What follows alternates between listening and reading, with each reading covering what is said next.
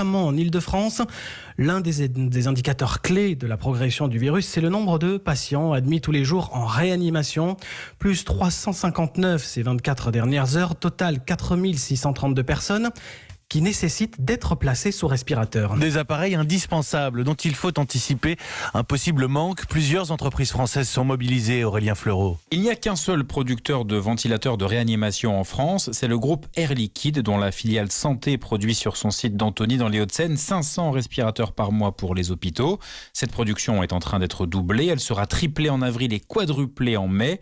Les équipes d'Air Liquide sont aussi mobilisées jour et nuit, 7 jours sur 7, sur une cinquantaine de chantiers pour accroître la capacité de stockage en air et en oxygène des hôpitaux.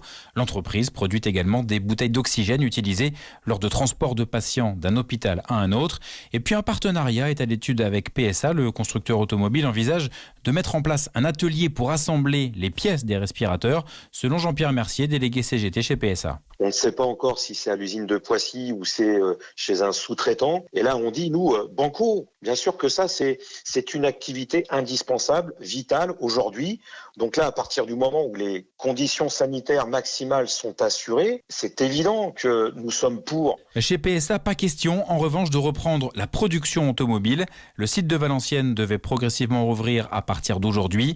La direction a finalement dû reculer devant l'hostilité des salariés.